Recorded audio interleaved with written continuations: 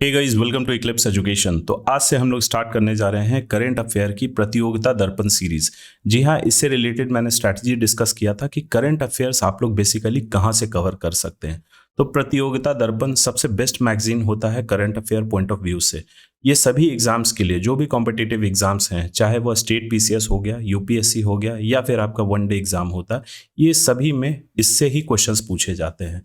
तो हम लोग इस सीरीज के तहत पूरे एक साल का डेटा हम लोग देखेंगे। ये रिवीजन सीरीज है और इसमें हम लोग मोस्ट इंपॉर्टेंट एमसीक्यू डिस्कस करेंगे। तो चलिए वीडियो को स्टार्ट करते हैं। मेरा नाम है अभिषेक, इक्लिप्स एजुकेशन में आपका स्वागत है। तो इस करंट अफेयर प्रतियोगिता दर्पण सीरीज में हम लोग मंथली वाइज डेटा कवर करेंगे। सबसे पहले मैं स्टार्ट करने जा रहा हूं जुलाई 2025, फिर उसके बाद नेक्स्ट मंथ का आएगा अगस्त 2025, फिर सितंबर, अक्टूबर और इस तरीके से मार्च तक के डेटा हम लोग कवर करने की कोशिश करेंगे। तो अभी जो अपकमिंग एग्जाम्स होने वाले हैं, जैसे बीपीएससी 72वां, फिर BPSC ADO, project manager, CGL4 और भी कॉम्पिटिटिव एग्जाम्स हैं, चाहे वो नेशनल लेवल के हो जाएं या फिर स्टेट लेवल के, वो सभी इस वीडियो से आपका कवर हो जाएगा। तो चलिए लेक्चर को स्टार्ट करते हैं। सबसे पहले हम लोग देखते हैं राष्ट्रीय और अंतर्राष्ट्रीय घटनाक्रम। तो सबसे पहला क्वेश्चन है इसमें, मई 2025 को इसरो के एक विफल EOS-9 यानी कि अर्थ ऑब्जर्वेशन सैटेलाइट 9 प्रक्षेपण का मिशन नंबर क्या था? इसका राइट आंसर होगा ऑप्शन सी, 101वां मिशन। देखिए ये मिशन जो है फेल हो गया था। 18 मई 2025 को PSLV C61 के जरिए अर्थ ऑब्जर्वेशन सैटेलाइट 9 का प्रक्षेपण इसरो का 101वां मिशन था। ये बेसिकली 17 मिनट में इसको अपनी कक्षा में एंटर कर जाना था, लेकिन 12वें मिनट में ही क्या हो गया कि इस यान में किसी तरीके का टेक्निकल फॉल्ट हुआ और उसके कारण यह मिशन जो है फेल हो गया। चलिए अगला क्वेश्चन देखते हैं। प्रधानमंत्री नरेंद्र मोदी ने मई 2025 में किस योजना के तहत 103 पुनर्विकसित स्टेशनों का उद्घाटन किया है? तो इसका राइट आंसर होगा option B, Amrit Bharat station scheme. देखिए ये स्कीम के तहत 103 स्टेशनों को रीडेवलप किया जा रहा है, यानी पुनर्विकसित किया जा रहा है। जो स्टेशन ऑलरेडी एग्जिस्टिंग है उसमें कुछ नए फीचर्स ऐड किए जाएंगे, उसको नए सिरे से प्रस्तुत किया जाएगा। टोटल 18 राज्यों में, पूरे भारत में से 18 राज्यों में 103 स्टेशन को चुना गया है। और इस प्रोजेक्ट की टोटल लागत अगर बोली जाए तो 1100 करोड़ है। इसमें मॉडर्न एमिनिटीज प्रोवाइड किए जाएंगे और लोकल कल्चर यानी कि जो लोकल स्थानीय संस्कृति है उसको रिफ्लेक्ट किया जाएगा उस रेलवे स्टेशन में। इन स्टेशन में जो आर्किटेक्चर होगा यानी वास्तुकला जो होगी उसमें लोकल कल्चर को, लोकल हेरिटेज को रिफ्लेक्ट किया जाएगा। जैसे सन टेम्पल आपका मुधेरा में है तो वो उस स्टेशन पे आपकी उसकी झलक जो है हमें देखने को मिलेगी। फिर द्वारकाधीश टेम्पल है वह द्वारका में, वो हमें उस स्टेशन पे देखने को मिलेगा। इसी तरीके से टोटल 103 स्टेशन को रीडेवलप किया जा रहा है। अब अगला क्वेश्चन देखते हैं।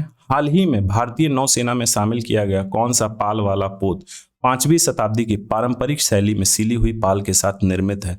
तो एक शिप को ऐड किया गया है इंडियन नेवल शिपिंग में, वो उसका नाम पूछा जा रहा है बेसिकली, और उसके फीचर्स ये हैं कि वह सिला हुआ पाल वाला पोत है। इसका राइट आंसर होगा ऑप्शन सी, INS कौंडिल्य।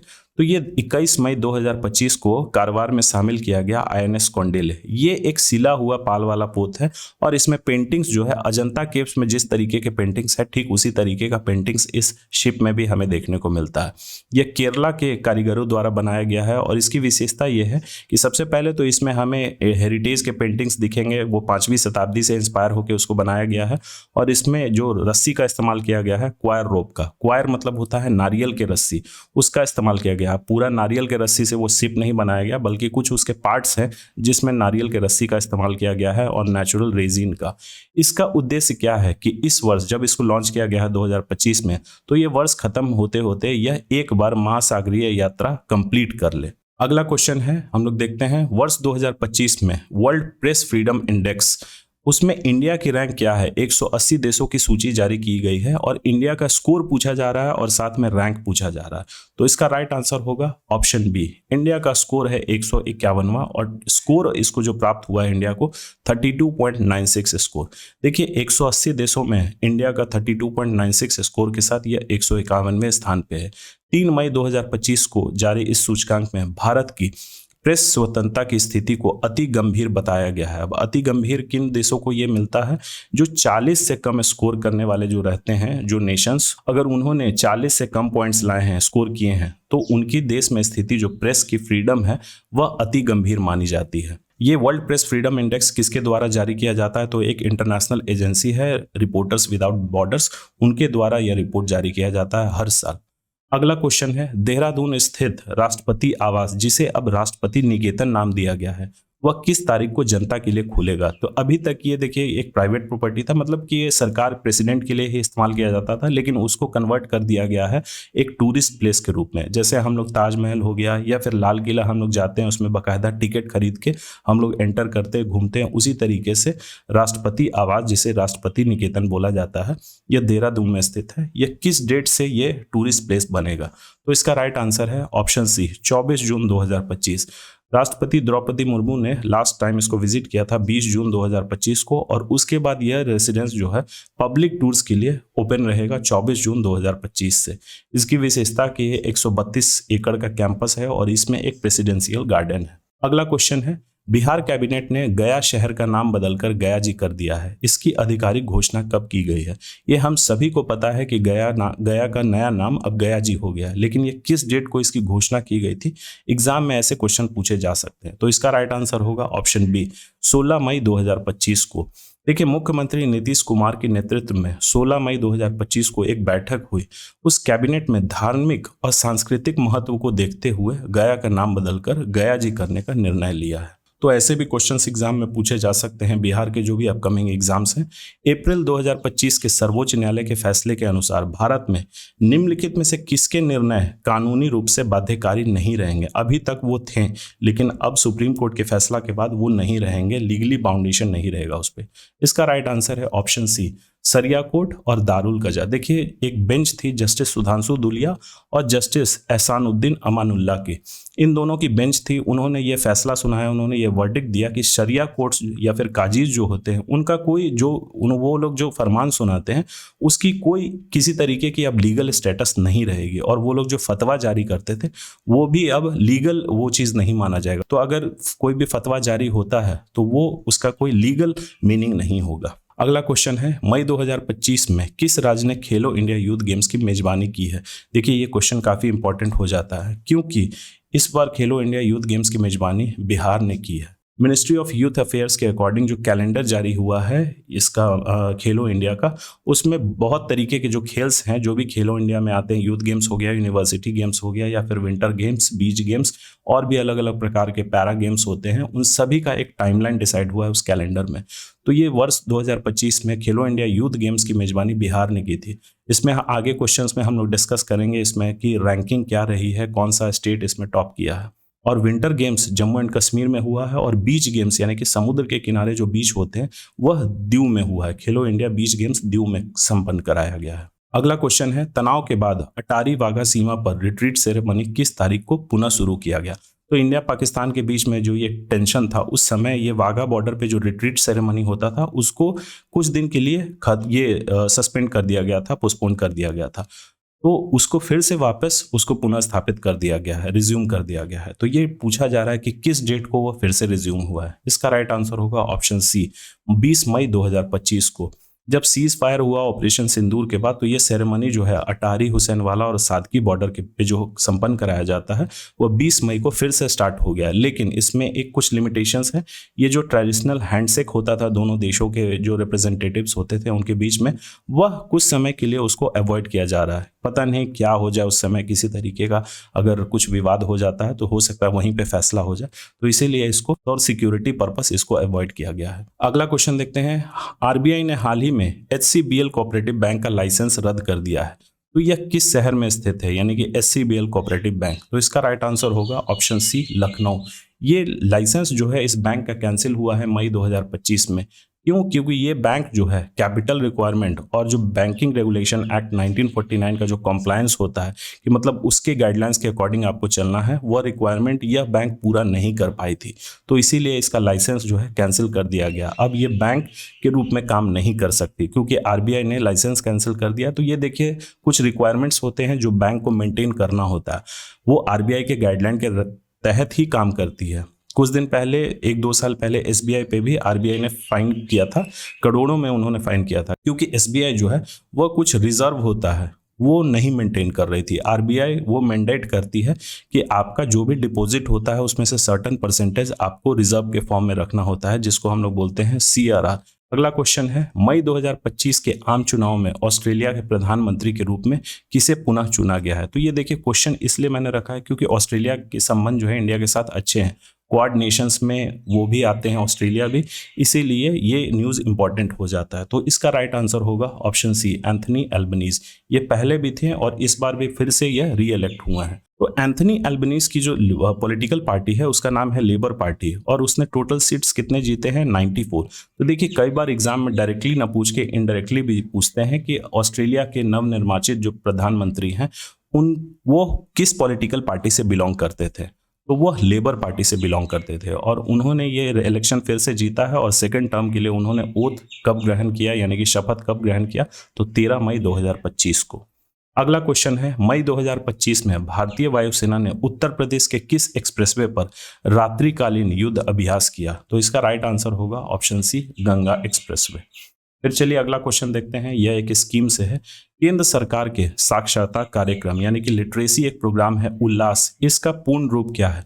तो बेसिकली उल्लास स्कीम का फुल फॉर्म पूछा जा रहा है। पहले हम लोग फुल फॉर्म देख लेते हैं, उसके बाद देखते हैं कि यह उल्लास स्कीम है क्या। इसका राइट आंसर होगा option A, understanding of life long learning for all in society.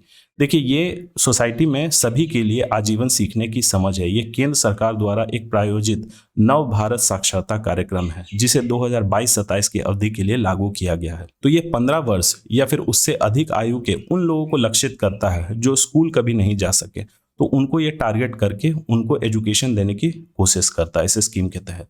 1 मई 2025 से भारतीय वायुसेना के यानी इंडियन एयरफोर्स के नए उप प्रमुख यानी vice chief of Indian Air Force के रूप में किसे नियुक्त किया गया है?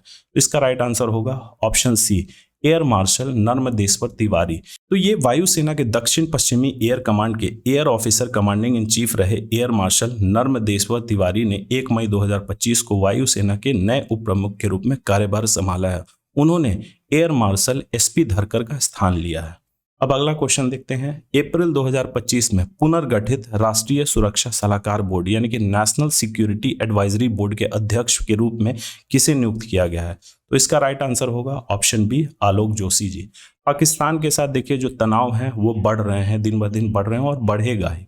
तो उस बीच में क्या किया गया है, ये एनएसएबी को पुनर्गठित किया गया है। ऐसा नहीं कि ये ऑर्गेनाइजेशन फिर से बनाया गया, ये एग्जिस्टेंस में थी लेकिन वह उतना एक्टिव नहीं थी। ये इस सिचुएशन को देखते हुए इसको फिर से रिवैम्प किया गया है, इसको एक्टिवेट किया गया है और इसमें जो इसके अध्यक्ष हैं वह पहले खुफिया एजेंसी रॉ के पूर्व प्रमुख रह चुके हैं आलोक जोशी जी, उन्हीं को इसका अध्यक्ष नियुक्त किया गया है। अगला क्वेश्चन देखते हैं, डॉक्टर अजय कुमार जिन्होंने 15 मई 2025 को यूपीएससी के अध्यक्ष के रूप में शपथ ली है, पहले वह किस पद पर कार्यरत थे? तो देखिए क्वेश्चन ऐसे भी पूछा जा सकता है, आप डायरेक्टली स्ट्रेट फॉरवर्ड तो क्वेश्चन ये नहीं रहेगा जैसा एग्जाम का स्वरूप होते जा रहा है कि यूपीएससी के नए चेयरमैन कौन है, नए अध्यक्ष कौन है। यहाँ पे पूरा डिटेल दे दिया। अब ये पूछा जा रहा है कि पहले वह किस पद पे कार्यरत थे, तो इसका राइट आंसर होगा ऑप्शन सी, वो डिफेंस सेक्रेटरी थे। तो आइए डॉक्टर अजय कुमार के बारे में हम लोग थोड़ा सा इन्फॉर्मेशन देख लेते हैं। वह केरल कैडर के 1985 बैच के एक रिटायर्ड आईएएस ऑफिसर रह चुके हैं और ये यूपीएससी के अध्यक्ष बनने के पहले वह रक्षा सचिव यानी कि 2017-19 के दौरान वह डिफेंस सेक्रेटरी के रूप में कार्य उन्होंने किया है। चलिए अगला क्वेश्चन देखते हैं, एकीकृत रक्षा स्टाफ सीआईडीएस यानी कि chief of integrated defence staff के नए प्रमुख के रूप में किसे नियुक्त किया गया है? तो इसका राइट आंसर होगा option B, air marshal Ashutosh Dixit. ये देखिए सीआईडीएस है क्या, तो ये तीनों सेनाओं थल सेना, नौसेना और वायुसेना के बीच में समन्वय और संयुक्त संचालन को बढ़ावा देता है और साथ ही यह सीडीएस यानी चीफ ऑफ डिफेंस स्टाफ के अधीन कार्य करता है। एयर मार्शल आशुतोष दीक्षित ने लेफ्टिनेंट जनरल जेपी मैथ्यू का स्थान लिया। इससे पहले जेपी मैथ्यू इस पद पे थे लेकिन उसके बाद उनको रिप्लेस करके एयर मार्शल आशुतोष दीक्षित जी ने जगह लिया। चलिए अगला क्वेश्चन देखते हैं, रोमन कैथोलिक चर्च के पोप के रूप में चुने जाने वाले पहले अमेरिकी कौन है? तो ये देखिए इंपॉर्टेंट 2 पॉइंट से हो जाता है। सबसे पहले रोमन कैथोलिक से रिलेटेड कोई भी अगर इंफॉर्मेशन आती है तो वह न्यूज़ का पार्ट बन जाता है, मतलब वो इंटरनेशनल न्यूज़। और उसके पोप के पद पे सबसे पहली बार कोई अमेरिकी चुने गए हैं, इससे पहले कोई भी अमेरिकी नहीं चुने गए हैं। तो दूसरी बात ये है, इसीलिए ये न्यूज़ में है। इसका राइट आंसर होगा option B, cardinal Robert Prevost. ये पहले अमेरिकी हैं जो इस पद पे रोमन कैथोलिक चर्च के पोप के रूप में चुने गए हैं। 8 मई 2025 को कार्डिनल रॉबर्ट प्रीवोस्ट को पोप फ्रांसिस के निधन के बाद रोमन कैथोलिक चर्च का 267th पोप चुना गया है। उनका चयन ऐतिहासिक इसलिए है कि चर्च के लगभग 2000 वर्षों के इतिहास में पहली बार किसी अमेरिकी को यह सर्वोच्च पद मिला है। अब चलिए अगला क्वेश्चन भी इसी से रिलेटेड है। नए पोप जो रॉबर्ट प्रीवोस्ट हैं, उन्होंने अपने कार्यकाल के लिए क्या नाम चुना है? तो वो अपना ओरिजिनल नाम नहीं इस्तेमाल करते, बल्कि उनको एक नाम लेना पड़ता है।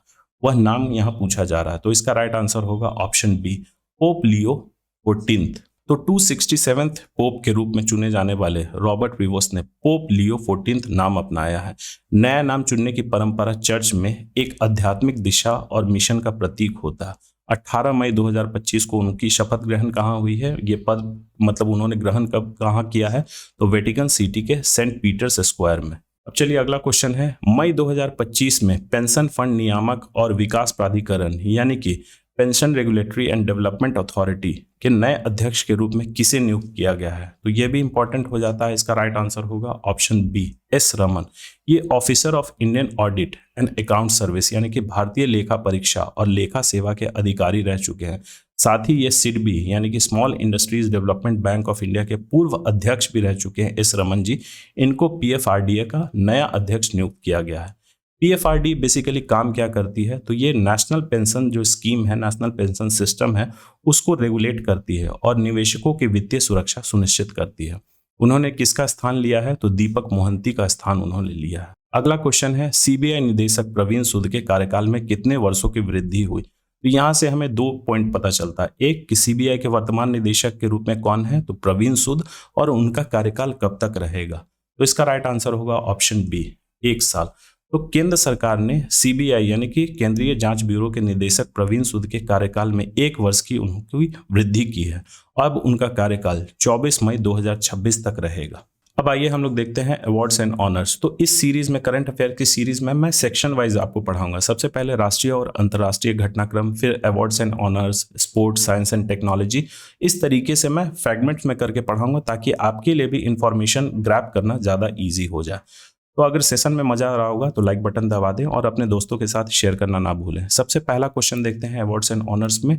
सेशन 2024-25 के लिए एआईएफएफ यानी कि ऑल इंडिया फुटबॉल फेडरेशन के लिए सर्वश्रेष्ठ पुरुष फुटबॉलर का पुरस्कार किसने जीता है? तो इसका राइट आंसर होगा ऑप्शन बी, सुभाशीष बोस।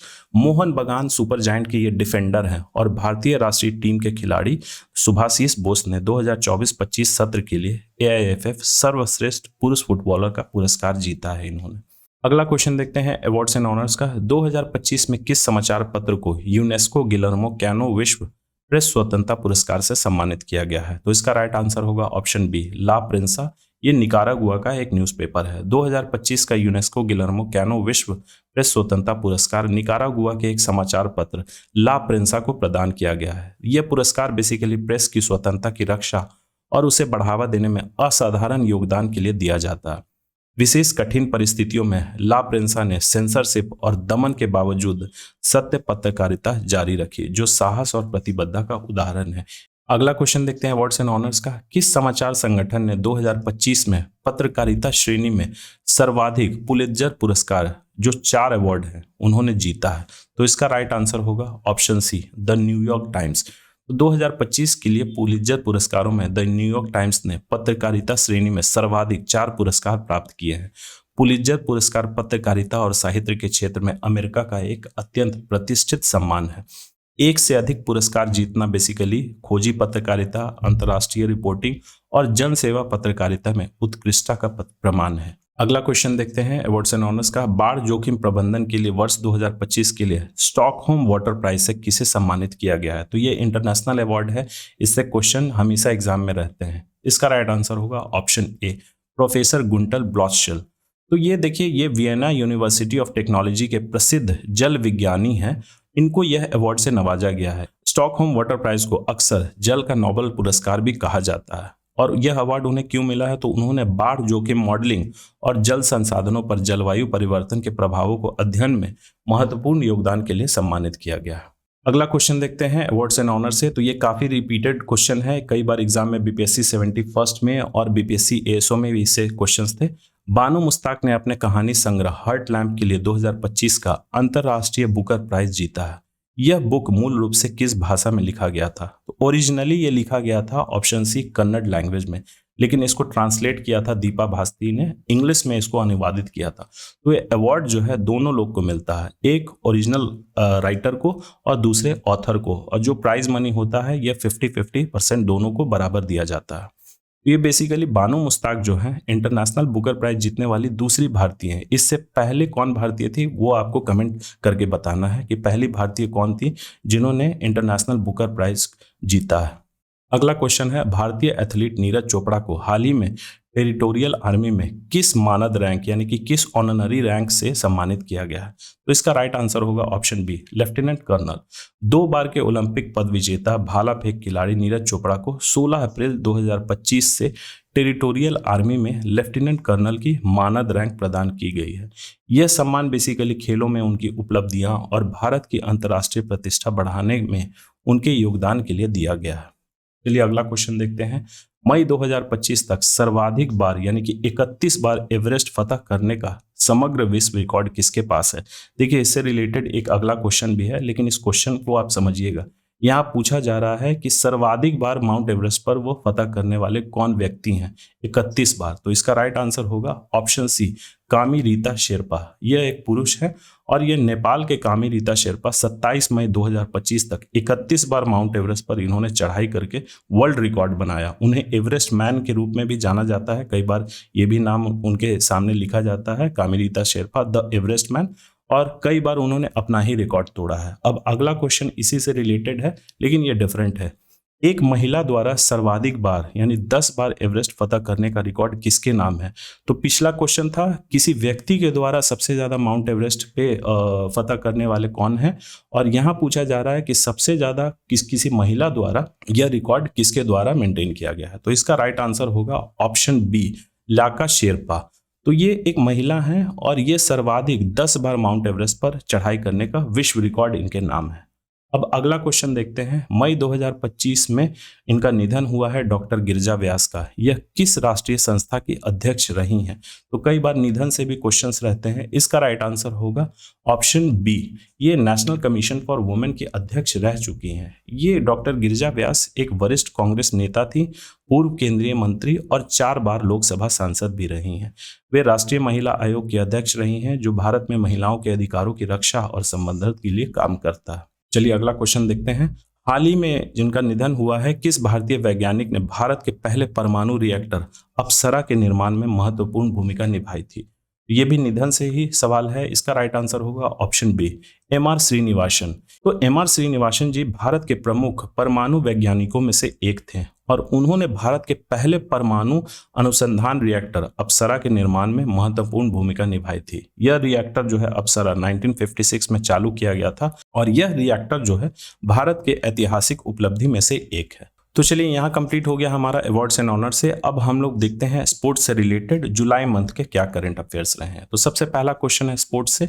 मई 2025 में नीरज चोपड़ा ने जब नया राष्ट्रीय रिकॉर्ड बनाया तो उनके थ्रो की सटीक दूरी क्या थी? तो देखिए ऐसे भी फैक्ट्स जब एग्जाम में क्वेश्चन आते हैं हमारे सामने तो हमें लगता है कि भैया इतना डेप्थ में जाके पूछ रहे हैं, तो ये सब आपका प्रतियोगिता दर्पण में पूरा डिटेल दिया गया है।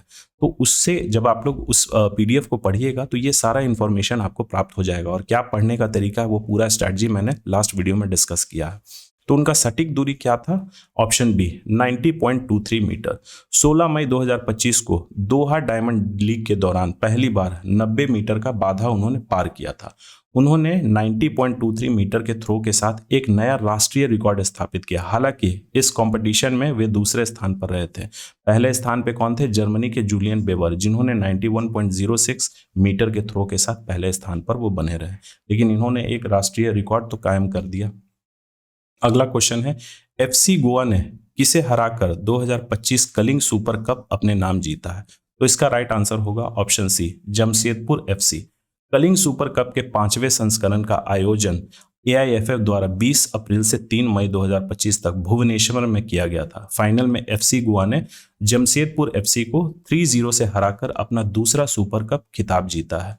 विजेता टीम को यूजुअली यानी कि गोवा एफसी को 25 लाख मिला है, जबकि उप विजेता को यानी जमशेदपुर एफसी को 15 लाख मिले हैं। अब चलिए अगला क्वेश्चन देखते हैं। भारत में आयोजित सैफ अंडर 19 चैंपियनशिप 2025 किस देश ने जीती है? तो इसका राइट आंसर होगा ऑप्शन डी, इंडिया।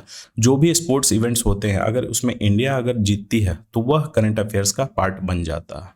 तो सैफ अंडर 19 चैंपियनशिप का 7वां संस्करण 9 से 18 मई 2025 तक अरुणाचल प्रदेश के यूपिया में आयोजित किया गया था। तो ये जो सैफ कप है ये किस तरीके से स्पोर्ट से जुड़ा हुआ है? फुटबॉल से। तो भारत ने पेनाल्टी शूटआउट में बांग्लादेश को 4-3 से हराया और यह इस प्रतियोगिता में भारत का चौथा खिताब है। चौथी बार ये सैफ कप इन्होंने अपने नाम किया, सैफ अंडर 19 चैंपियनशिप। चलिए अगला क्वेश्चन देखते हैं और ये क्वेश्चन काफी इंपॉर्टेंट है, एग्जाम में ये क्वेश्चन पूछने की संभावना है। किस युवा क्रिकेटर ने 14 वर्ष की आयु में पेशेवर T20 क्रिकेट में सबसे तेज शतक 35 गेंदों में उन्होंने एक शतक जड़ दिया और यह बना के उन्होंने रिकॉर्ड तोड़ा है? तो इसका राइट आंसर होगा ऑप्शन बी, वैभव सूर्यवंशी।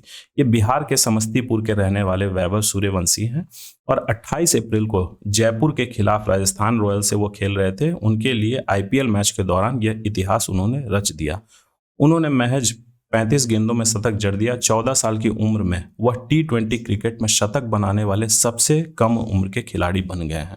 तो यहाँ से ये इंपॉर्टेंट हो जाता है, एक तो ये बिहार से बिलोंग करते हैं और सबसे बड़ी बात कि उन्होंने ये अचीवमेंट हासिल किया है कि 35 बॉल में उन्होंने 100 रन का रिकॉर्ड तोड़ दिया और सबसे कम उम्र के हैं। चलिए अगला क्वेश्चन देखते हैं। 7वें खेलो इंडिया यूथ गेम्स 2025 में पदक तालिका में कौन सा राज्य शीर्ष पर रहा है? ये भी इंपॉर्टेंट हो जाता है क्योंकि ये देखिए खेलो इंडिया यूथ गेम्स 2025 का जो है बिहार में ही आयोजन किया गया है, लेकिन पदक तालिका में कौन से स्टेट टॉप पे रहे हैं? Option C, Maharashtra. तो देखिए इसकी मेजबानी इस बार बिहार ने की है और 4 से 15 मई 2025 के बीच 5 जिलों में इसका आयोजन किया गया था।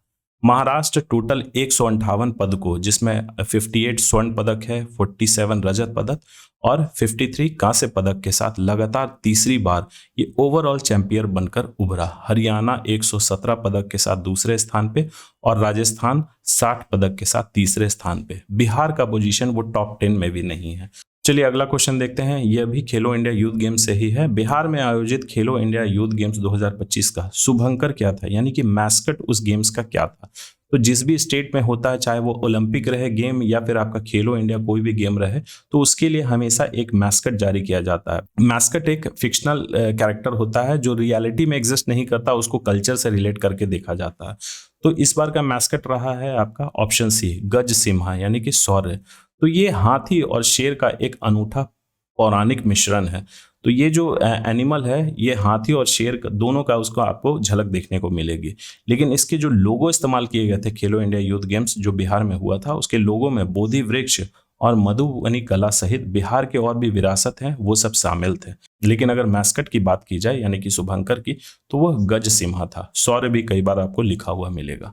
अब यहाँ कंप्लीट हो गया हमारा स्पोर्ट्स। अब आइए हम लोग अगला सेक्शन देखते हैं, बुक्स एंड ऑथर्स। देखिए बुक्स एंड ऑथर्स अगर सेपरेट मैं वीडियो बनाऊंगा तो अगर 50 बुक्स को मैं डिस्कस कर देता हूँ और उनके ऑथर्स के, तो वो आपको मेमोराइज करने में थोड़ी सी परेशानी होगी। यहाँ मंथली वाइज मैं डेटा को आप लोगों के सामने पेश करने की ये कर रहा हूँ, कोशिश कर रहा हूँ, ताकि जो डेटा है आपके दिमाग में बना रहे। करंट अफेयर्स का जो डेटा यूजुअली याद नहीं रहता। अभी आप पढ़ेंगे आपको लगेगा कि वो याद हो गया, लेकिन वो धीरे धीरे जैसे जैसे समय पास होता है वो आप भूलते जाते हैं। तो इसमें बहुत ज़्यादा मैं बुक्स नहीं डिस्कस कर रहा हूँ, सिर्फ जुलाई में जो इंपॉर्टेंट बुक्स थे बस उसी के बारे में मैं डिस्कस कर रहा हूँ। एक बुक है आवर लिविंग कॉन्स्टिट्यूशन। इस पुस्तक के लेखक कौन है? तो काफ़ी इंटरेस्टिंग बुक है ये। इसके लेखक हैं शशि थरूर जी। देखिए यह पुस्तक भारतीय संविधान की समकालीन विश्लेषण प्रदान करती है। यह बताती है कि कैसे यह दस्तावेज यानी कि कॉन्स्टिट्यूशन ऑफ इंडिया 75 वर्षों में विकसित हुआ है और वर्तमान राजनीतिक परिदृश्य में इसकी क्या प्रासंगिकता है यानी कि रेलिवेंस है। डॉक्टर शशि थरूर की अगर हम लोग बात करें तो ये एक प्रसिद्ध लेखक और सांसद भी रह चुके हैं और भारतीय इतिहास और राजनीति पर अपनी पुस्तकों के लिए जाने जाते हैं। एक और चीज़ के लिए जाने जाते हैं, एक्स्ट्रा ऑर्डिनरी जो इंग्लिश वर्ड्स होते हैं, वोकैबुलरी, ये शशि थरूर द्वारा ही मीडिया में या फिर सोशल मीडिया में जो भी हम लोग फ्लॉन्टिंग वर्ड सुनते हैं ये शशि थरूर द्वारा ही दिया जाता है। ये अपनी कई बार इंटरव्यू में वो सब वर्ड्स इस्तेमाल करते हैं। ये बुक पब्लिश हुई थी 10 मई 2025 को। फिर अगला क्वेश्चन है ग्रेट बिग ब्यूटीफुल लाइफ। ये भी एक पुस्तक जारी की गई है, इसको अनवील किया गया है। इसके लेखक कौन है? तो इसका राइट आंसर होगा ऑप्शन ए, एमिली हेनरी। ये देखिए बुक है एमिली हेनरी द्वारा ग्रेट बिग ब्यूटीफुल लाइफ। तो ये एक कंटेम्प्ररी फिक्शनल रोमांस है और एमिली हेनरी जो है वह अब फेमस है अपने किस टाइप के बुक्स लिखने के लिए, जो बीच रीड स्टाइल नॉवेल्स होते हैं, यानी कि बीच पे जाके बहुत सारे लोगों को किताब पढ़ने की आदत होती है। बेसिकली आप बीच पे जाके आप जीके जीएस तो नहीं पढ़ेंगे, बहुत सारी ऐसी कहानी होती है जो इन्वायरमेंट से रिलेट करके देखा जाता है, वहाँ पे थोड़ा सा मूड डिफरेंट होता है।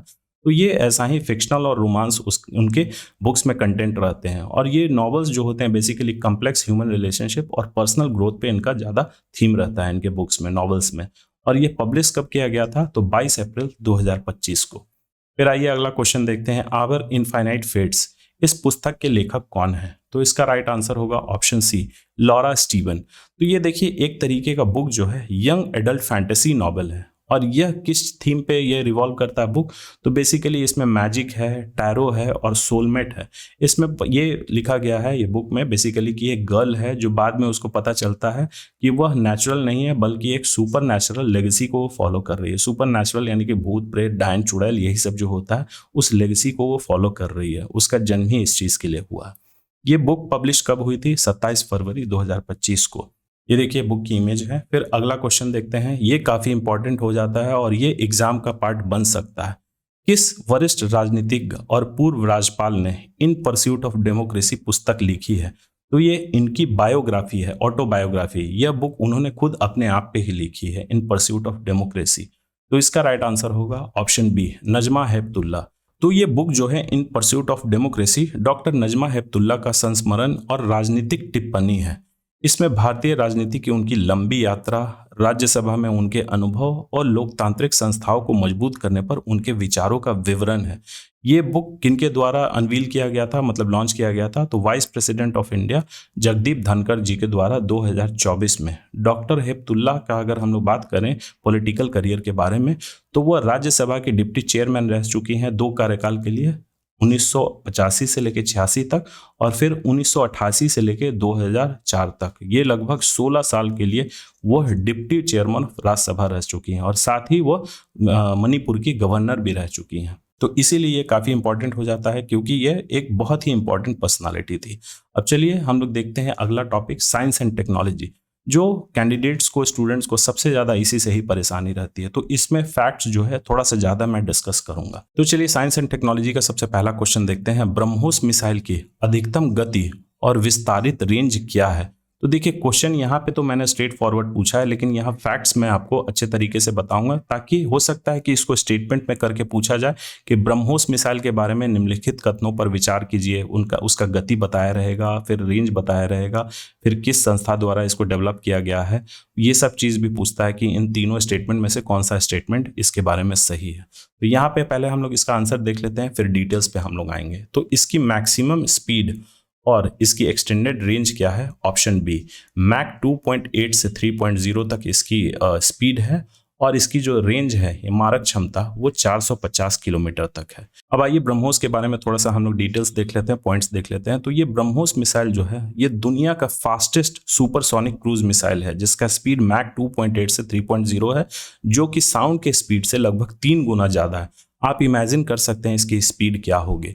और यह अकेले नहीं बनाया गया है, बल्कि इंडिया के डीआरडीओ और रशिया के एनपीओ मशीनोस्त्रिनिया के बीच में यह ज्वाइंट वेंचर करके इसको बनाया गया ब्रह्मोस मिसाइल को। शुरुआती में इसका स्पीड जो है, मतलब रेंज, स्पीड नहीं रेंज, 290 किलोमीटर तक ही था, यानी मारक क्षमता, लेकिन फिर इसको बढ़ाकर 450 किलोमीटर कर दिया गया है। और इंडिया, ये इंपॉर्टेंट इसलिए हो जाता है क्योंकि इंडिया सबसे पहला देश ऐसे बना है जो इस लॉन्ग रेंज मिसाइल को फाइटर जेट्स में इस्तेमाल किया है। और किस जेट में इसका इस्तेमाल किया गया है फाइटर जेट में? तो सुखोई 30 MK1 में इसको इस्तेमाल किया गया है ऑपरेशन सिंदूर के दौरान। फिर अगला क्वेश्चन देखते हैं, ऑपरेशन सिंदूर के दौरान किस उन्नत वायु रक्षा प्रणाली को तैनात किया गया था, जिसे सुदर्शन चक्र के नाम से भी जाना जाता है? तो इसका राइट आंसर होगा ऑप्शन सी, S-400 ट्रायम्फ। देखिए S-400 ट्रायम्फ जो है ये एक लॉन्ग रेंज यानी कि लंबी दूरी की surface to air missile system है, जो कि रसिया के अल्मेज एंटे द्वारा डेवलप किया गया है। और ये जो S-400 ट्रायम्फ है, ये विमानों, बैलिस्टिक मिसाइलों और ड्रोनों को रोकने में सक्षम है। ये सरफेस टू एयर है, मतलब इसको लॉन्च किया जाता है सरफेस से, लेकिन ये पूरा एयर में इस चीज़ को डिस्ट्रॉय कर लेता है। इंडिया में इसको सुदर्शन चक्र के रूप में भी जाना जाता है, इसको बोला जाता है। और ऑपरेशन सिंदूर के दौरान इसको कहाँ डिप्लॉय किया गया था? तो वेस्टर्न और नॉर्दर्न बॉर्डर्स, पाकिस्तानी की तरफ से जो भी मिसाइल या फिर ड्रोन आ रहे हैं उसको हवा में ही ये खत्म कर देगी। ये डिफेंस सिस्टम है एक तरीके का। अगला क्वेश्चन देखते हैं, केरल में देखे गए तटीय कटाव को नियंत्रित करने के लिए जियो ट्यूबिंग में मुख्य रूप से किस सामग्री का उपयोग किया जाता है? तो देखिए, केरल जो है उसमें क्या हो रहा है, कोस्टल इरोजन हो रहा है। इरोजन मतलब अपरदन उसको बोलते हैं। जैसे कि मिट्टी का इरोजन होता है, सॉइल इरोजन, वह किस कारण से होता है? बारिश जब बहुत ज़्यादा होती है तो पानी क्या करती है, मिट्टी के ऊपर जो फर्टाइल लेयर होता है उसको वो बहा कर ले जाती है। वो बंजर जमीन नहीं, खाली जमीन पे अगर वहाँ पे सॉइल इरोजन को रोकना है तो हम लोग पेड़ पौधे उगाते हैं ताकि मिट्टी वो जड़ पकड़ के रखती है। मतलब बारिश के दौरान मतलब वो जो टॉप लेवल होता है वो नहीं बह पाता। तो यहाँ पे अगर कोस्टल रीजन की हम लोग बात करें, बार बार समुद्र के जो लहरें होते हैं कोस्टल एरिया में, यानी कि तटीय क्षेत्र में, वो बार बार आते हैं, तो वहाँ के उस लेयर को वो बहा के ले जाते हैं। उस चीज़ को रोकने के लिए एक टेक्निक यूज़ किया गया है, जियो ट्यूबिंग। यहाँ पूछा जा रहा है कि उसमें कौन सा सामग्री का उपयोग किया जाता है? तो इसका राइट आंसर होगा ऑप्शन बी, जियो टेक्सटाइल ट्यूब, जो कि रेत से भरे हुए होते हैं। अब इसके बारे में थोड़ा सा हम लोग फैक्ट्स देख लेते हैं। तो एक इनोवेटिव टेक्नोलॉजी है जो कोस्टल इरोजन को प्रिवेंट करने के लिए, यानी कि तटीय अपरदन को मतलब रोकने के लिए ये टेक्नोलॉजी यूज़ किया गया है। और सबसे पहली बार ये कहाँ यूज़ किया गया है? तो पुनपरा केरला में। और ये जो टेक्नोलॉजी है इसमें बेसिकली बड़े बड़े ट्यूब होते हैं जो कि जियो टेक्सटाइल फैब्रिक से बने हुए होते हैं, और उसमें रेत भरा जाता है या फिर रेत और पानी का घोल उसमें भरा जाता है। उसके बाद उस ट्यूब को पानी के नीचे डाल दिया जाता है, मतलब कि तट के किनारे ही। और ये क्या करती है, एक ब्रेक वाटर के रूप में काम करती है। तो जो लहरें आ रही हैं उस लहरें को, जो लहर में वेव्स में जो एनर्जी होती है उसको ये ट्यूब्स एब्जॉर्ब कर लेता है, और ये तट तक उतने इम्पैक्ट में नहीं पहुंचने देता जैसे पहले पहुंच रहा था। तो ये जो कोस्टल इरोजन है उसको प्रिवेंट करता है।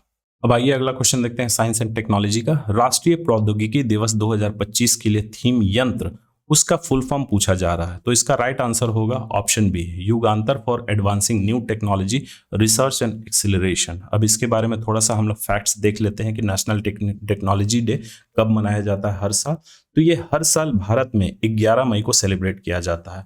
इसकी उपलब्धता में तो ये देखिए एनिवर्सरी मनाया जाता है जो पोखरण 2 न्यूक्लियर टेस्ट हुए थे 1998 में। किन के लीडरशिप के तहत? उस समय प्रधानमंत्री थे अटल बिहारी वाजपेयी जी, और scientist doctor APJ Abdul Kalam के नेतृत्व में ये पोखरण 2 न्यूक्लियर टेस्ट संपन्न कराया गया था। तो इसीलिए हर साल उसके बाद से 11 मई को ये नेशनल टेक्नोलॉजी डे के रूप में सेलिब्रेट किया जाता है। अब अगला क्वेश्चन देखते हैं, शिपिंग उद्योग को कार्बन मुक्त करने के लिए किस देश ने दुनिया का पहला व्यावसायिक स्तर का ई मेथनॉल संयंत्र शुरू किया है? ये देखिए, जो शिपिंग इंडस्ट्री है, मतलब जिसमें बड़े बड़े जहाज वो ट्रांसपोर्टेशन के लिए यूज़ किए जाते हैं, कार्गो के लिए, तो उसमें क्या है, फ्यूल्स में हम लोग ई मेथनॉल को इस देश ने ये पहल किया है कि वहाँ पे आप ई मेथनॉल आप यूज़ करिए, क्योंकि उससे कार्बन एमिशन जो है वह कम होगा या फिर नेक्स्ट टू ज़ीरो होगा। तो ये किस देश ने, दुनिया का पहला कौन सा ऐसा देश है इस तरीके के स्टेप लेने वाला? तो इसका राइट आंसर होगा ऑप्शन बी, डेनमार्क। अब इसके पीछे का एक्सप्लेनेशन देख लेते हैं। तो ये दुनिया का पहला कमर्शियल स्तर का ई मेथनॉल उत्पादन सुविधा इन्होंने शुरू किया है। ई मेथनॉल क्या होता है? तो एक तरीके का ये ग्रीन फ्यूल है, हरित ईंधन है, जो आपका कैसे प्रोड्यूस होता है, सिंथेसाइज किया जाता है carbon dioxide, captured carbon dioxide को ग्रीन हाइड्रोजन के साथ। और ये कैसे जनरेट होता है? वाटर इलेक्ट्रोलाइसिस, जो कि रिन्यूएबल एनर्जी जैसे कि विंड या फिर सोलर एनर्जी को इस्तेमाल करके इस चीज़ को प्रोड्यूस किया जाता है। ये प्लांट जो है एक कंपनी बना रही है मायस्क, जो कि नेट जीरो एमिशन गोल जो हमारा 2050 का है उसको अचीव करने की ये कोशिश कर रही है कि भैया 2050 तक हम लोग ये जो कार्बन एमिशन हो रहा है उसको हम लोग एकदम निम्न स्तर पे ले आए। अब अगला क्वेश्चन देखते हैं साइंस एंड टेक्नोलॉजी का। तो ये कई बार क्वेश्चन आप लोग देख चुके होंगे अलग अलग फॉर्म में। किस प्राचीन भारतीय वैज्ञानिक को राइनोप्लास्टी यानी प्लास्टिक सर्जरी और उन्नत शल्य चिकित्सा उपकरणों का वर्णन करने के लिए श्रेय दिया जाता है? तो इसका राइट आंसर होगा ऑप्शन बी, सुश्रुत। अब इनके बारे में देखते हैं ये कौन थे। तो इनको बेसिकली फादर ऑफ सर्जरी बोला जाता है, और इन्होंने सुश्रुत संहिता लिखा है, जो कि एक बहुत ही महत्वपूर्ण फाउंडेशनल टेक्स्ट है आयुर्वेदा पे। इन्होंने उसमें डिस्क्राइब किया है कि एडवांस सर्जिकल प्रोसीजर्स जो होते हैं, जो शल्य जो चिकित्सा होते हैं, जैसे कि आपका राइनोप्लास्टी जिसमें नाक को रिकंस्ट्रक्ट किया जाता है, या फिर ऑप्थल्मिक सर्जरी जिसमें कैटरैक्ट मोतियाबिंद की जो सर्जरी होती है, उसके बारे में इन्होंने अपने बुक सुश्रुत संहिता में इन्होंने डिस्कस किया है। और साथ में उन्होंने 120 सर्जिकल इंस्ट्रूमेंट का भी वर्णन किया है जो आज के समय में हम लोग देखते हैं मॉडर्न टाइम्स में इसको यूज़ किया जाता है। तो ये सोचिए एंशिएंट इंडिया के सुश्रुत हैं, ये उस समय इसको यूज़ करते थे। तो इनके कंट्रीब्यूशन ये प्रूव करता है कि एंशिएंट इंडिया में, यानी कि अभी के समय में हम लोग जो वेस्टर्न मेडिसिन, जैसे कि नए नए प्रोसीजर्स हो गए, नए नए सर्जरी के प्रोसीजर्स हो रहे हैं, टूल्स इस्तेमाल हो रहे हैं, तो ये एंशिएंट इंडिया में ही ये सब करके बैठ चुके हैं सुश्रुत।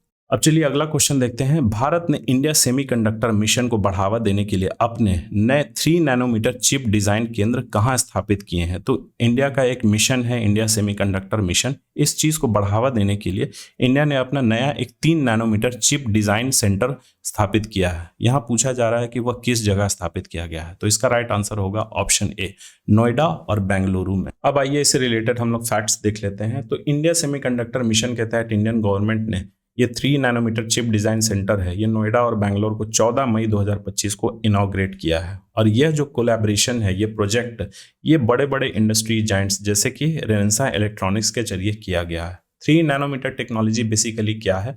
तो जो भी इलेक्ट्रॉनिक इक्विपमेंट्स की साइज हम लोग देखते जा रहे हैं कि वह दिन ब दिन छोटे होते जा रहे हैं, कॉम्पैक्ट होते जा रहे हैं, इस नैनोमीटर टेक्नोलॉजी का ही वह देन है। तो 3 नैनोमीटर और भी ज़्यादा छोटा होता है। ये छोटे ट्रांजिस्टर, मतलब कि एकदम चिप जो है वो ट्रांजिस्टर के साइज का हो जाता है। तो वो उस टेक्नोलॉजी का इस्तेमाल किया जा रहा है। और ये सेंटर जो है, ये सेंटर ओपन करना हमारे ये इंडियन सेमीकंडक्टर मिशन के स्ट्रैटेजी को और भी ब्रॉडर करता है, इसको और भी विस्तारित करता है। इस प्रोजेक्ट में टोटल कॉस्ट कितनी लगी है? तो लगभग 76,000 करोड़ इसमें ये लगा है कि ये हमारा जो इंडिया है ये ग्लोबल हब बन जाए सेमीकंडक्टर डिजाइन और मैन्युफैक्चरिंग के लिए। चलिए अगला क्वेश्चन देखते हैं। International energy agency global methane tracker 2025 के अनुसार ग्लोबल वार्मिंग पैदा करने में मीथेन, जिसे CH4 बोला जाता है, कार्बन डाइऑक्साइड की तुलना में कितनी अधिक शक्तिशाली है? तो देखिए, ग्लोबल वार्मिंग के सिर्फ कार्बन डाइऑक्साइड ही नहीं है फैक्टर हैं, बल्कि मीथेन भी उतना ही कंट्रीब्यूट कर रहा है। यहाँ पूछा जा रहा है कि मीथेन कितना ज़्यादा कार्बन डाइऑक्साइड से इम्पैक्टफुल है ग्लोबल वार्मिंग में। तो इसका राइट आंसर होगा ऑप्शन बी, 25 गुना ज़्यादा है कार्बन डाइऑक्साइड के कंपैरिजन में।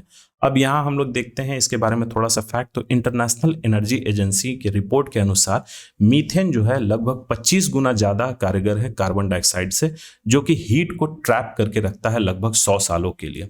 रिपोर्ट नोट्स 2024 में आई थी। उन्होंने एनर्जी सेक्टर ने यह किया कि लगभग 145 मिलियन टन मीथेन जो है वह हमारे एनवायरनमेंट में निकल रहे हैं।